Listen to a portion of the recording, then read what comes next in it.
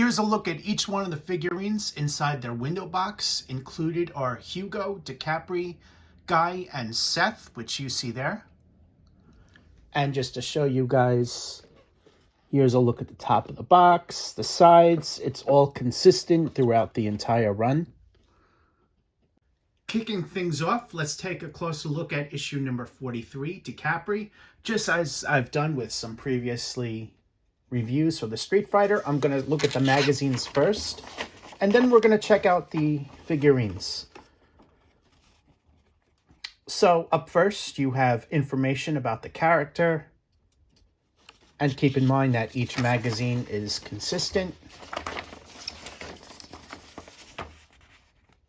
And you have some additional information about her, including her appearances in Street Fighter Alpha 3 and Ultra Street Fighter 4. You have a bio right in the upper right-hand side there, along with some great images. Oop. Up next, techniques and abilities.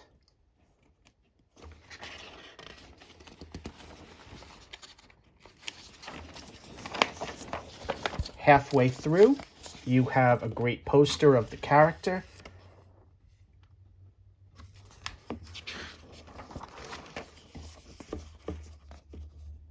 Now we have an article for Street Fighter Eternal Challenge.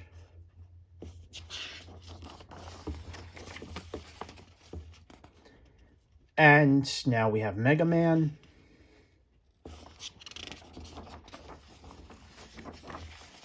And Mega Man Continued.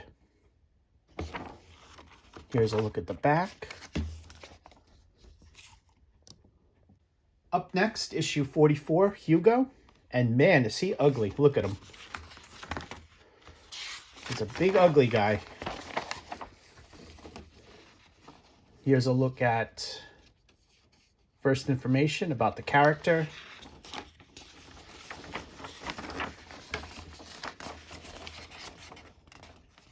And Continued.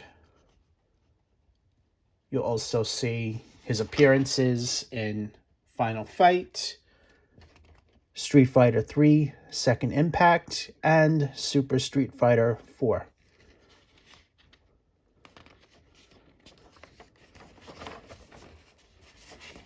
Now we have his techniques and abilities.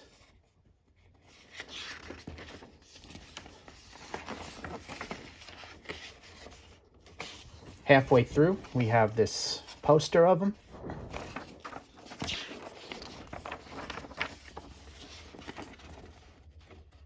Up next, Street Fighter 25, The Art of Street Fighter.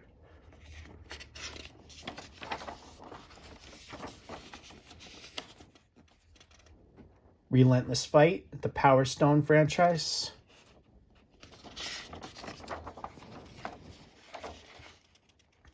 And Power Stone 2. There's an image of him on the right-hand side there. The back. Oops.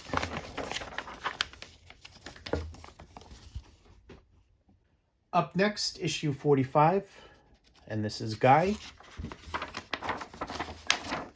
Once again, it starts off with information about the character, and a continuation of that, as well as his appearances in Final Fight, Street Fighter Alpha, and Street Fighter 4. You have a bio there. Techniques and abilities. And you have this really neat poster halfway through.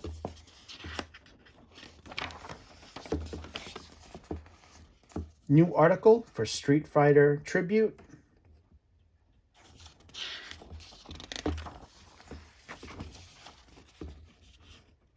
Now we have an article for Resident Evil 4.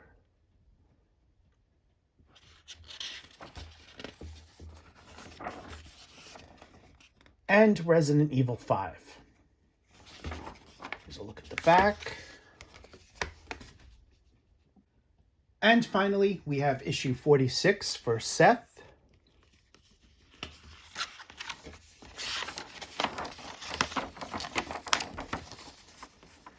It starts off with information about the character.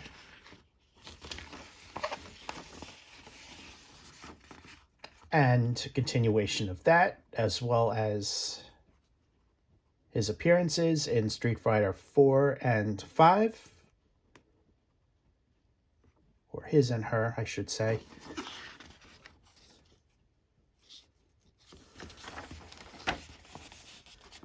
Up next, techniques and abilities. Great images, by the way. And halfway through, we have this great poster.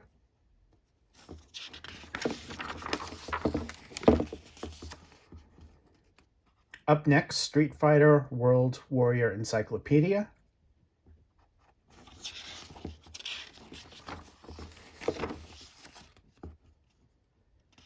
Now we have more on Resident Evil. This is Survivor from PlayStation.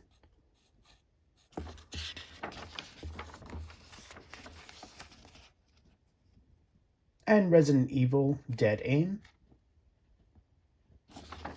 Here's a look at the back. Here's your in-hand look at each one of the figurines. As you can see, each one is very nicely done. Great amount of attention to detail and deco. Kicking things off, here's a closer look at Decapre. As you can see, she comes in a dark blue outfit, black boots, and red gauntlets with black blades sticking out of them. You can see that better on the back here. The detail and sculpting on this, very nicely done. They captured a really good likeness here. The hair is braided and in long ponytails coming out the back here. Also made of soft plastic. You see a little bit of paint imperfections on her back here where the suit bleeds into the skin tone a little bit, where it's dark blue, but that's very minimal. And you also see some nicely done sculpted details right here on the front of the outfit. Taking a closer look at the head sculpt. And on the bottom of the base is her name. Up next, he's big, humongous, muscular, and beautifully done. There is some paint imperfections right here on the pink shirt on this particular sample, which to me is a little bit of a shame that that's there, but keep in mind these are hand painted, so imperfections like this will likely happen. Figure to figure varies. He comes in a pink shirt with nicely done details there and red pants, light brown boots with these black, I guess you could say, belts right above the boot there. The chain is attached to his back in the front, and that's made of soft plastic. On his wrists are these spiked bracelets, which are very nicely done. The head sculpt, great likeness. They really did a great job on this. Let's take a look at the back one last time. And also on the bottom is his name. Up next is Guy, and he's another one that came out very nicely. Nicely done facial details. And the outfit, it's a orange karate outfit with a yellow belt, yellow gloves on his hands there. And the sculpted details on this, very nicely done. You should also see on camera that the orange outfit has a couple of different shades right there. Looks like this one's a little bit darker than the sides. Head sculpt, very nicely done. You can see it better on the side here. And he's also got a symbol right here on his chest and a black undershirt, which you see there. On the bottom is his name. Seth has a very unique design, and she came out very nicely done. Her hair is sticking out the sides there and all the way down the back. She is, or appears to be, mostly naked, but she does have a blue outfit there with a lot of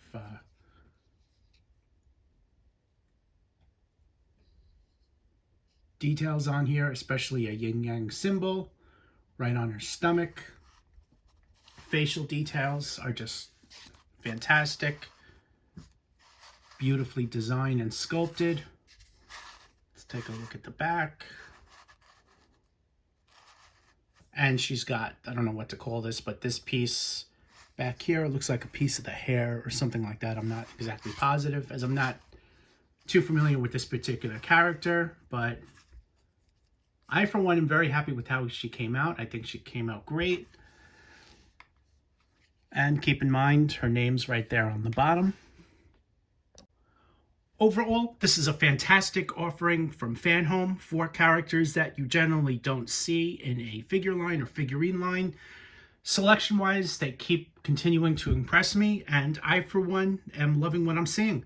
Make sure to subscribe to FanHome by using the links on toyhypeusa.com, as well as on the YouTube description if you're watching through there. I am Anthony Scott at toyhypeusa.com. Thank you so much for watching, and thanks again to FanHome for sending along for a review.